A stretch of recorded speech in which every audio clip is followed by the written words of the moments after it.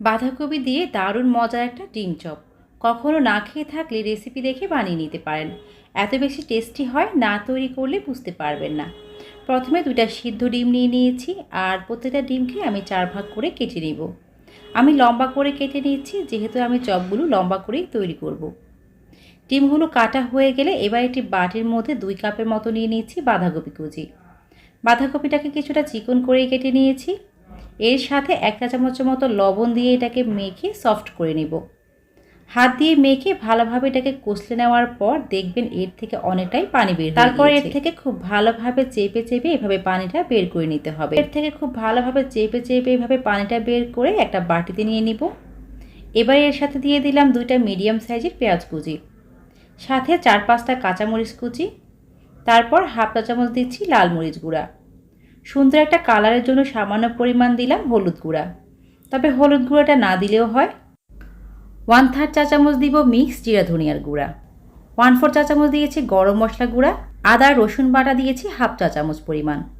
যেহেতু বাঁধাকপিটা লবণ দিয়ে কষলে নিয়েছি, তাই সামান্য পরিমাণে লবণ দিয়ে দিলাম।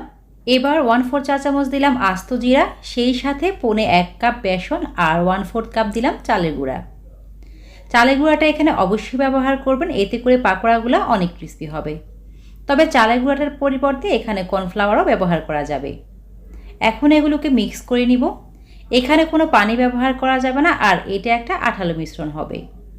এই পর্যায়ে আমি কিছুটা পরিমাণ দিয়ে দিলাম ধনেপাতা কুচি। খুব ভালোভাবে মিক্স করে নেওয়ার পর আঠালো একটা ডো তৈরি করে নিয়েছি। এবার কিছুটা পরিমাণ মিশ্রণ নিয়ে এভাবে হাত দিয়ে চ্যাপটা করে নিব। এরপর কেটে রাখা 1 টুকরো ডিম এর মাঝখানে দিয়ে উপর থেকে আরও কিছুটা মিশ্রণ দিয়ে ডিমটাকে ঢেকে দিব। ডিমের চারিপাশে এভাবে মিশ্রণটা দিয়ে ঢেকে দিচ্ছি।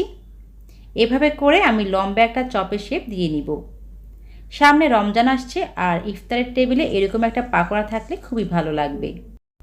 এভাবে সবগুলোই তৈরি করে নেওয়ার পর এবার একটা একটা করে গরম তেলে দিয়ে এগুলোকে ভেজে নিতে হবে।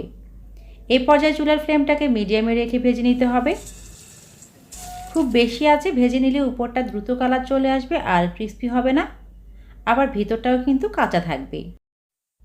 এভাবে পাকোড়া তৈরি করলে এত বেশি মজার হয় যে যারা একবার খেয়েছেন তারা তো জানেনই, যারা এখনও খানি রেসিপি দেখে বানিয়ে নিতে পারেন। এই পাকোড়াগুলো একটু সময় নিয়ে ভাজলে উপরের অংশটা অনেক ক্রিস্পি হয়, তাই সময় নিয়ে পাকোড়াগুলোকে ভেজে নিতে হবে। উল্টে পাল্টে সময় নিয়ে এগুলোকে ভেজে নিব। যখন খুব সুন্দর একটা সোনালি রং ধারণ করবে, ঠিক সে পর্যায়ে তেল ঝরিয়ে এগুলোকে উঠিয়ে নিব। এই পাকোড়াগুলো উপর থেকে খুবই ক্রিস্পি হয়ে থাকে আর ভিতরে থাকে নরম তুলতুলে। আশা করছি আমার আজকের রেসিপিটি সহজ লেগেছে। রেসিপি ভালো লাগলে অবশ্যই বাসায় ট্রাই করে দেখবেন। তো আজকের রেসিপি এই পর্যন্ত। সবাই ভালো থাকবেন, সুস্থ থাকবেন। আল্লাহ হাফেজ। আসসালামু আলাইকুম।